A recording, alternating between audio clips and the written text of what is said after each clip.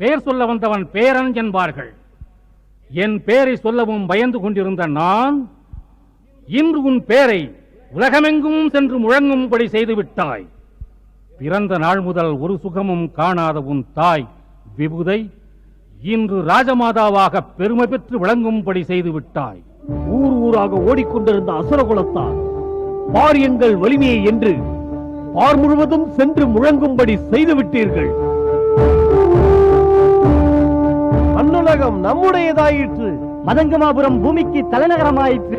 இழந்த சுகங்களை எல்லாம் அடைந்து விட்டோம் என்று இந்த பூவுலக சுகங்கள் அனைத்தையும் அனுபவியுங்கள். பிரம்மதேவரிடம் நான் பெற்ற வரங்களை கண்டு நம் குருதேவரே பிரமித்து விட்டார் என்றால் மரணத்தை வென்று வாழும் அரசனை நீங்கள் பெற்று விட்டீர்கள் என்றுதான் அதற்கு பொருள். அதனால் இனிமேல் நம்மை வெல்ல எவரும் இவ்வுலகில் இல்லை என்று எக்காலமிடுங்கள். நிறுத்துங்கள்.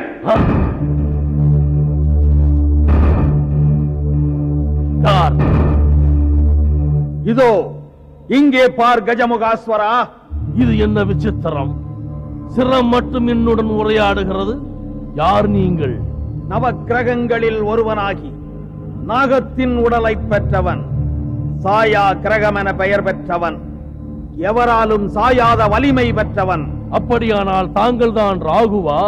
ஆம், இந்த சிரத்திற்கு பெயர் ராகுவென்றால் இதன் உடலுக்கு பெயர் கேது.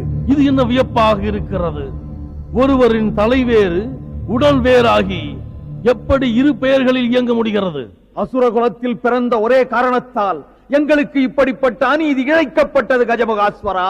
தாங்கள் அசுரகுலத்தின் முன்னவன் என்பது உண்மையானால் எனது வெற்றியை கண்டு மகிழாமல் ஏன் இதை நிறுத்தச் சொன்னீர்கள்? மூவுலகத்தையும் வெல்லும் ஆற்றல் படைத்த அசுரகுலம் பெரும் பூவுலகத்தை வென்றதற்காக பூரித்து போய் தன்னைத்தானே பாராட்டிக் கொள்வதை தடுப்பதற்காகத்தான் நிறுத்தச் சொன்னேன். இப்பொழுது நான் என்ன செய்ய வேண்டும்? விண்ணுலகத்தை இந்த மண்ணுலகிற்கு கொண்டு வர வேண்டும்.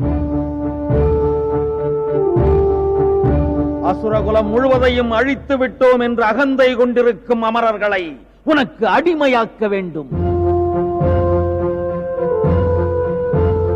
உங்கள் அசுரகுலத்தின் பிதாமகனை சிரம் வேறு உடல் வேறாக துண்டிக்கச் செய்த துரோகிகளுக்கு சரியான பாடம் புகட்ட வேண்டும்.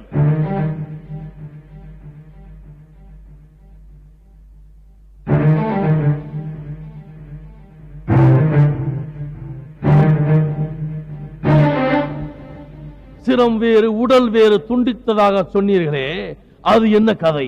கதையல்ல கஜமுகாஸ்வரா, கால ஏட்டில் பதிக்கப்பட்டுள்ள தேவர்களின் துரோக வரலாற்றின் அடையாளம். மந்திரகிரி மலையை மத்தாக கொண்டு வாசுகி என்ற பாம்பை கயிறாக கொண்டு அமரர்களும் அசுரர்களும் ஒன்றாக சேர்ந்து பார்க்கடலை கடைந்து அமுதம் பெற வேண்டும் என்று தீர்மானிக்கப்பட்டது. அப்போது கூட நாகத்தின் தலைப்பக்கம் நம்மவரை நிறுத்திவிட்டு வாளை பிடித்து நின்றார்கள் தேவர்கள். அதுவும் நமக்கு பெருமைதான் பிதாமகரே. வாள் பிடித்து வாழ்பவர்கள் தேவர்கள் அதை அப்பொழுதே உணர்த்தி இருக்கிறார்கள். ஆனால் தலையை பிடித்து நின்ற நமக்கு எதையுமே தராமல் ஏமாற்றி விட்டார்களே.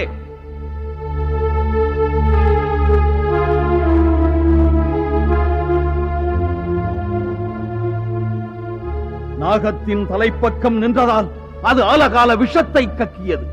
அதனால் தேகம் கருத்து போனார்கள் அசுரர்கள். அப்படிப்பட்ட நமக்கு அமுதத்தை தராமல் அதை தேவர்களுக்கு பங்கிட்டு கொடுத்தான் மோகினியாக மாறி வந்த வேடதாரி மாயவன். என்ன இதற்கே இப்படி திகைத்து விட்டாயே? இதற்கு மேலும் நடந்ததை அறிந்தால் திடுக்கிட்டு போவாய். நடக்கும் சூழ்ச்சியை புரிந்து கொண்ட நான் சந்திரனுக்கும் சூரியனுக்கும் நடுவே அமர்ந்து அமுதத்தை வாங்கி உண்டும் விட்டேன். ஆனால் அருகிலே இருந்த சந்திரனும் சூரியனும் என்னை காட்டிக் கொடுத்து விட்டார்கள். இதனால் திருமால் தன் சட்டுவத்தால் என் கழுத்தை வெட்ட தலை வேறு உடல் வேறு ஆகிவிட்டோம்.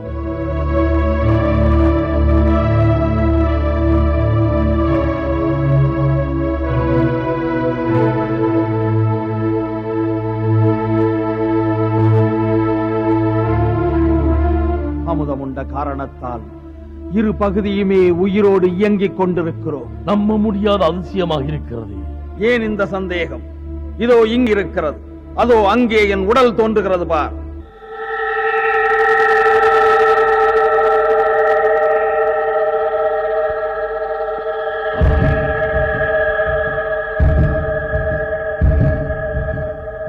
கொடுமை, கொடுமை. பிதாமகரே, இனி இந்த சிரமும் உடலும் இப்படியே தான் இருக்க வேண்டுமா? உடலற்ற சிரம் கூட உலகில் வாழ முடியும். ஆனால் சிரமற்ற உடல் என்ன செய்ய முடியும்? இயக்கம் இருந்தும் இணைய முடியாத நிலையில் என் தேகத்தைக் கண்டு நான் எத்தனை நாள் வேதனைப்பட முடியும்? வேறு என்னதான் செய்தீர்கள்? அரவத்தை தன் சிறுவிரலில் மோதிரமாய் அணிந்தவள், நாகத்தின் வடிவெடுத்து நாகேஸ்வரி என்று பெயர் கொண்டவள், அந்த அன்னை துர்கா தேவியை பூஜை செய்து அவள் தந்த நாகத்தின் தேகத்தை நான் ஏற்றேன். படமெடுக்கும் அந்த பாம்பின் தலை என் உடலுக்கு இணையாகச் சேர்ந்தது. இதோ பார்.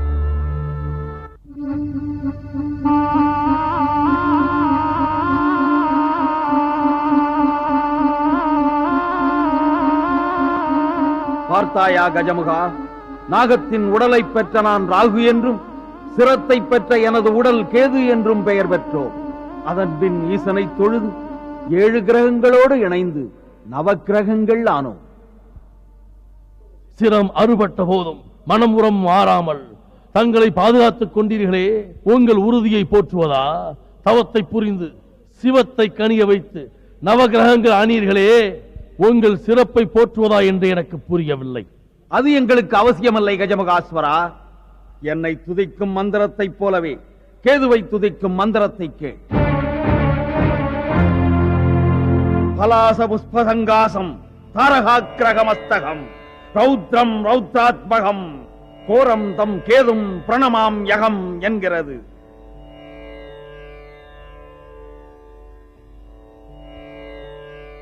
அந்த ரௌத்ரமும் ரௌத்ராத்மகமும் யார் மீது தெரியுமா?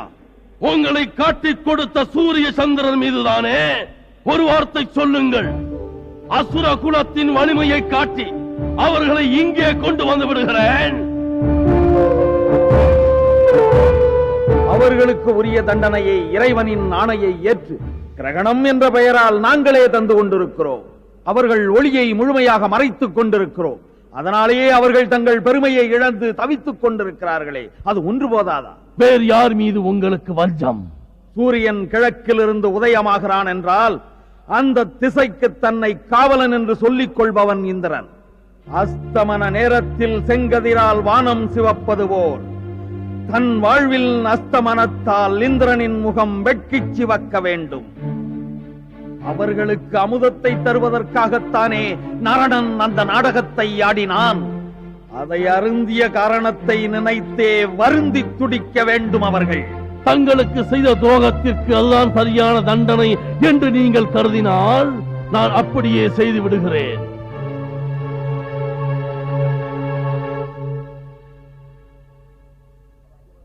எனக்காக மட்டும் இதை நான் சொல்லவில்லை கஜமுகாஸ்வரா. இது போன்ற எண்ணற்ற துன்பங்களுக்கு நம்மவர்கள் நெடுங்காலமாக ஆளாகி இருக்கிறார்கள். ஒரு கண்ணை இழந்து நிற்கும் உங்கள் குருநாதர் சுக்கராச்சாரியாரையே கேள். எங்கே எனது குருநாதர்? எங்கே? இதோ வந்து விட்டேன் கஜமுகா. எப்பொழுது என்னை அழைப்பாய் என்று காத்துக் கொண்டிருந்தேன். ராகு கேதுக்களே, அசுரகுலத்தின் முன்னோடிகளே, சொல்லுங்கள். நீங்கள் தொடங்கி வைத்த பணியை இனி நான் தொடர்கிறேன். நீங்கள் உங்கள் கிரக மண்டலத்திற்கு செல்லலாம்.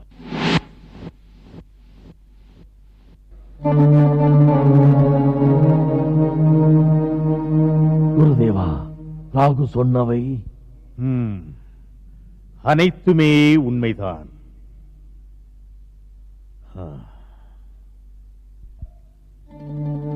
குருதேவா, தாங்கள் கண்ணை இழந்ததற்கு காரணம்? 1000 கண்ணன் என்ற பெயர் பெற்ற அந்த இந்திரனுக்காக தாமரை கண்ணன் என்ற பெயர் கொண்ட அந்த மாயவன் செய்த வஞ்சக சூழ்ச்சி இது. என்ன நடந்தது என்று சொல்லுங்கள். இரண்யனின் வழிவந்த மகாபலி சக்கரவர்த்தி புரிந்த வேள்வியை தடுக்க வாமனனாக வந்தான் அந்த மாயவன்.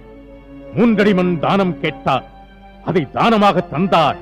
மகாபலிக்கு ஆபத்து நேரும் என்பதை உணர்ந்த நான் அதை தடுக்க முயற்சித்தேன். எப்படி? கமண்டல நீரை தாரை வார்த்து கொடுக்கும் நேரத்தில் நான் வண்டாக உருமாறி கமண்டலத்திற்குள்ளே நுழைந்து நீர்த்தாரையை அடைத்துக் கொண்டேன். அதை உணர்ந்த அந்த மாயாவி தர்ப்ப புல்லை எடுத்து என் கண்களை குத்தி குருடாக்கி விட்டார். என்ன இது கொடுமை! இப்படி எத்தனை காலமாக செய்து கொண்டிருக்கிறார்கள்?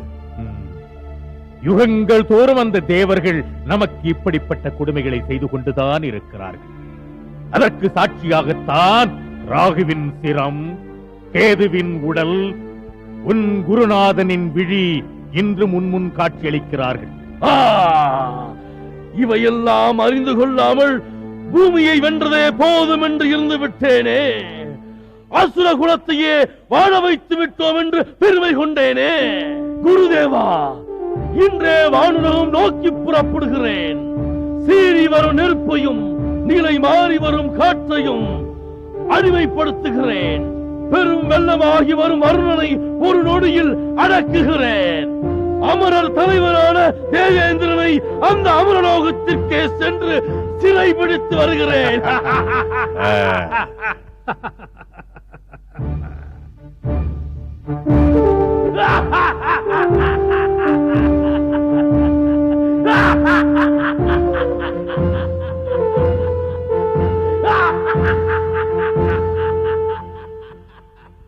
திசைக்காவலர்களே, நீங்கள் 7 பேரும் 7 நாட்களும் தவறாமல் இங்கு வந்து அவை அலங்கரிப்பதைக் கண்டு நான் பெருமிதம் அடைகிறேன். தேவர் தலைவா, எங்களுக்கென்று தனித்தனி திசைகளும் பொறுப்புகளும் இருந்தாலும் தங்களை ஒரு முறையேனும் தரிசித்தால் தான் நிம்மதி ஏற்படுகிறது. இந்த அமராவதி பட்டினத்திற்கு வந்து சுதர்மை என்ற இந்த சபையில் அமர்ந்து தங்களோடு சிறிது நேரமாவது உரையாடினால்தான் எங்களுக்கு மனது நிம்மதி அடைகிறது. அது மட்டும் தானா? ஐராவதம் என்ற யானையில் அமர்ந்து வஜ்ராயுதம் ஏந்தி தாங்கள் வலம் வருவதை பார்ப்பதற்காகத்தானே நாள்தோறும் நாங்கள் இங்கு வந்து கொண்டிருக்கிறோம்.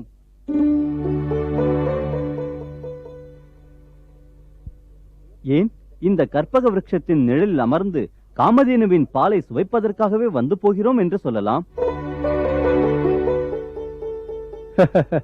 அது மட்டும் தானா? ரம்பை, ஊர்வசி, மேனகை, திலோத்தமை இந்த தேவமங்கையரின் நடனத்தை காண்பதற்காகவும் வருகிறோம் என்பதையும் சொல்லுங்களேன். இருந்தாலும் நமது தலைவர் தேவேந்திரனான இந்திரன் தானே. அவரது வஜ்ராயுதம் நம்மை எல்லாம் பாதுகாக்கிறது என்ற நம்பிக்கையில் தானே நாம் நமது திசைகளை நிம்மதியாக பரிபாலிக்கிறோம். நாராயண. நாரத முனிவரா? அதுவும் இந்த நேரத்திலா? எந்த வம்பை கொண்டு வந்திருக்கிறார் என்றே தெரியவில்லையே. அவர் வந்தாலே ஆபத்து என்று ஏன் நினைக்கிறாய்? ஆபத்தின் வடிவமே அவர்தான் என்கிறாயா?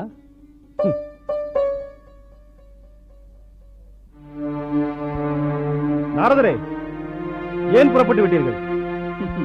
நாராயணா, உங்களுக்கு வரப்போகும் ஆபத்தை எடுத்துச் சொல்லி உங்களை எச்சரிக்கலாம் என்று வந்தேன். நீங்கள் என்னையே ஆபத்தாக பார்த்தால் இனி எனக்கு எங்கென்ன வேலை? நான் புறப்படுகிறேன். நில்லுங்கள். அதெல்லாம் ஒன்றுமில்லை. ஏதோ உங்களை பற்றி விளையாட்டாக பேசினார்கள். ஏன், எங்களுக்கு அந்த உரிமை இல்லையா? உண்டு உண்டு. இன்னும் எவ்வளவு காலத்திற்குத்தான் இந்த சபையில் அமர்ந்து நீங்கள் இப்படியெல்லாம் பேச முடியும்? பேசுங்கள், பேசுங்கள். ஏன் அப்படி சொல்கிறீர்கள்? வாழ்க தேவேந்திரன். நான் ஏன் சொல்ல வேண்டும்? இதோ உன் ஒற்றன் வந்திருக்கிறான். அவனையே கேட்டு தெரிந்து கொள். என்ன செய்தி? சீக்கிரம் சொல். மண்ணுலகை வென்ற கஜமுகாசுரன் விண்ணுலகையும் வென்றே தீர்வேன் என்று போருக்கு புறப்படப் போகிறார். நாரதரே, என்ன இது? அவன் கூறுவதெல்லாம் உண்மைதானா? நாராயணா, நான் ஏதாவது சொன்னால்தான் உண்மைதானா என்று சந்தேகப்படுவாய். இப்போது உன் ஒற்றனே சொல்கிறான், அதிலும் சந்தேகமா? உனக்கு இந்திரன் என்று பெயர் வைத்ததை விட சந்தேகன் என்றே பெயர் வைத்திருக்கலாம். நான் அதை கேட்கவில்லை. எங்களை எதிர்க்கும் அளவிற்கு அவருக்கு ஆற்றல் இருக்கிறதா என்று தான் கேட்கிறேன். அது நீ போர்க்களத்திலே அவனை சந்தித்த பிறகுதான் தெரியும். இருந்தாலும் ஒரு விஷயத்தை நான் தெளிவுபடுத்தியே ஆக வேண்டும். என்ன அது? அவன் பிரம்மதேவரை நோக்கி தவம் புரிந்து அரிய பல வரங்களை பெற்றவன். அது மட்டுமல்ல, தேவர்களாலும் கூட தனக்கு மரணமில்லை என்ற உயர்ந்த நிலையை அடைந்தவன். அப்படியானால் தேவேந்திரா, சாதாரண மனித பிறவிகளுக்கு துன்பம் நேர்ந்தால் முன்ஜென்ம வினை என்பார்கள். உங்களுக்கெல்லாம் ஒரே ஜென்மமானதால் இப்போது நேர்ந்திருக்கும் துன்பத்தை முன் செய்த வினை என்றுதான் சொல்ல வேண்டும். இப்போது என்ன செய்ய வேண்டும் என்று சொல்கிறீர்கள்? ஒன்று, உனது இந்திர பதவியை கஜமுகாசுரனுக்கு அர்ப்பணித்துவிட்டு அவனுக்கு அடிமையாகிவிடு. இல்லையேல் அவனோடு யுத்தம் புரிந்து உனது வஜ்ராயத்தின் வலிமையை நிரூபித்து காட்டு. நிறுத்துங்கள் நாரதரே. என் திசை வேந்தர்களின் வண்ணை தெரியாமல் இங்கு வர முனைந்திருக்கும் அந்த கஜமுகாசூரனுக்கு இந்த அக்னி தேவன் யார் என்பதை காட்டுகிறேன். மூன்றெழும் தீயில் அகப்பட்டு அவனோடு சேர்ந்து அவனது நாடும் பூண்டற்று போகும்படி செய்து விடுகிறேன். ஆதிசேஷனோடு போட்டியிட்ட போது அவனால் மூடப்பட்ட மேருமலையை தகர்த்து எறிந்தவன் இந்த வாயுதேவன். புயலாக மாறி அவன் நகரையே தகர்த்து எறிகிறேன். அதையும் மீறி அவன் வர முற்பட்டால் அவன் வருகின்ற வழியிலேயே பெருவெள்ளமாக மாறி அவனை அழித்து விடுவேன்.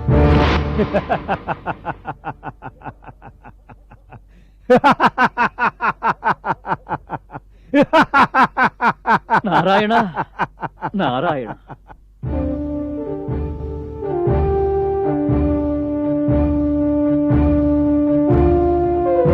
நில் கஜமுகாசுரா, இந்த வருணனை மீறிக்கொண்டு ஒரு அடி கூட உன்னால் நகர முடியாது. ஓ, நீதான் வருணனோ? உங்கள் ஒவ்வொருவர் வரலாற்றை நன்றாக அறிந்து கொண்டுதான் இங்கே போர் புரிய வந்திருக்கிறேன். எங்களுடைய குருநாதர் சுக்கராச்சாரியார் உங்களுடைய பெருமைகளை மட்டுமல்ல, சிறுமைகளை பற்றியும் விவரமாக சொல்லியிருக்கிறார். வருணனை பற்றி சிறுமையாக பேச என்ன இருக்கிறது? ஏன் இல்லை? அசுர குலத்தவர் புரிந்த தவங்களை எல்லாம் கலைக்க மழையாக பிழிந்து அசடு வழிந்து திரும்பியதில்லையா? எங்கள் முன்னவர்கள் செய்த யுத்தத்தில் எல்லாம் பெரும் வெள்ளமாக பாய்ந்து வந்து சிறைப்பட்டு நின்றதில்லையா? வெற்றி பெறுவதும் தோல்வி அடைவதும் உற்ற சூழ்நிலையை பொறுத்தது. ஆனால் இறுதி வெற்றி எங்களுடையதே என்பதை மறந்து விடாதே. சிறு வயதிலேயே சமுத்திரத்தில் விழுந்து முதலையால் விழுங்கப்பட்டவன் தானே நீ. ஆனால் அன்று அதே கர்த்த பிரஜாபதியால் விடுவிக்கப்பட்டு அதே முதலையில் ஏறி கரை சேர்ந்து சமுத்திரங்களுக்கெல்லாம் அதிபதி என்று உரிமை பெற்றவன் நான் என்பதை நீ அறிந்திருப்பாயே. குரு துரோகம் செய்து பிரம்மகத்தி தோஷத்துக்கு ஆளானவன் தானே நீ. அதற்கு பிராயச்சித்தமாக அரியத்தவம் புரிந்து திசைக்காவலன் என்ற பெரும் பதத்தை அடைந்தவன் நான் என்பதை மறந்து விடாதே. அஸ்தமன திசையான மேற்கு திசையை பெற்ற உனக்கு இவ்வளவு பெருமை பேச என்ன தகுதி இருக்கிறது? உங்கள் அசுர குலத்தின் அஸ்தமனம் அங்கே நடக்க வேண்டும் என்பதற்காகத்தானே நான் அதை தேர்ந்தெடுத்தேன். ஜலந்தராசுரன் என்ற அசுரனை ஆளாக்கிய நீ இன்று ஏன் இந்த கஜமுகாசுரனை எதிர்க்கின்றாய்? ஜலத்தில் திரண்டு உருவானதால் அவன் மீது பாசம் கொண்டு வளர்த்தேன். அவன் தன் அசுர குணத்தை காட்டியவுடனே அவனை அழிக்கவும் வழி அமைத்தேன். பூவுலகை வென்ற இந்த கஜமுகாசுரனை எதிர்க்க இந்த வானுலகில் எவருமே கிடையாது. வில்லாற்றலை காண வேண்டிய நேரத்தில் சொல்லாற்றல் காட்டிய எவரும் வென்றது கிடையாது. இந்த கஜமுகாசுரனின் கலாயுதத்தின் வலிமை அறியாமல் பேசுகிறாய். வருணதேவனின் நாகபாசத்தின் பெருமை அறிந்து கொள்ளாததால் நீ போருக்கு வந்திருக்கிறாய். இப்பொழுது பார். இதோ பார்,